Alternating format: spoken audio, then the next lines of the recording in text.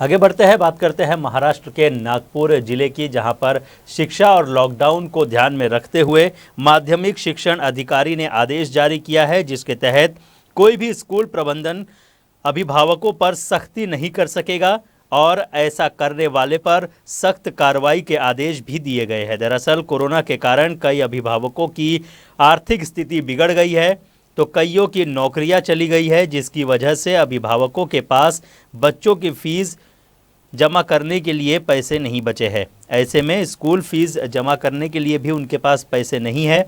वहीं अब जल्द ही नए सत्र की पढ़ाई भी शुरू होने की तैयारियां स्कूल प्रबंधन की ओर से की जा रही है। ऐसे में स्कूल फीस वसूली पर सख्ती न करने के आदेश माध्यमिक शिक्षण अधिकारी SN पटवे ने सभी CBSE अनुदानित और साथ ही साथ बिना अनुदानित स्कूलों को पत्र भेजकर दिया है। स्कूल फीस में सख्ती बरतने वाले पाठशालाओं पर कार्रवाई करने की भी बात पटवे ने की है।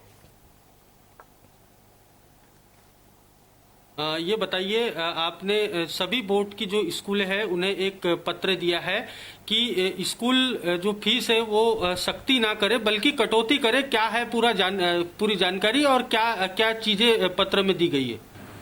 ये महाराष्ट्र शासन ने जो 30 मार्च 2020 जी का जो GR निकाला हुआ है और उसके बाद 8 मई 2020 को एक GR निकाला हुआ है जी। इन दोनों के GR को मद्देनजर रखते हुए कि जो भी स्कूल से, नॉन ग्रांटेड स्कूल से या सेल्फ फाइनेंस स्कूल से, उन्होंने इन दोनों GR को पढ़ करके गवर्नमेंट ने कहा हुआ है कि एट प्रेजेंट बच्चों के लिए फीस देना पेरेंट्स के लिए अगर संभव नहीं है तो उनको टाइम बढ़ा करके देना चाहिए और फीस के जो एक साथ जब एक साल की फीस मांगते हैं तो उसके इंस्टॉलमेंट्स हफ्ते बना करके उनसे फीस ली जाए। दूसरी बात है कि जैसे कोई पेरेंट स्कूल में आकर के फीस नहीं भर सकता है तो उसको ऑनलाइन तरीके से उनकी फीस को दिया जाए।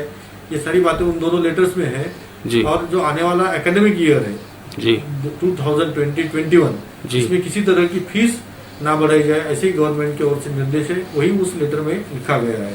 और जो कुछ ऐसी सुविधाएं है जिसका हो सकता है कि यूज ना किया जाए और ऐसी सुविधाओं के लिए भी बच्चों से फीस नहीं ली जानी चाहिए, ये गवर्नमेंट की ओर से डायरेक्शन है, उसी को हमने इम्प्लीमेंटेशन किया हुआ है। जी, जैसे कि हम स्कूल शुरू होने की बात करें तो जो सामाजिक दूरी है उसे बनाए रखने के लिए क्या प्रयत्न किए जाएंगे? जैसे हम देखते हैं कि एक क्लास में 60 बच्चे की संख्या है, तो 60 बच्चे एक जो छोटा रूम होता है उसमें बैठ नहीं सकते। इसके लिए क्या प्रयास किए जा रहे हैं?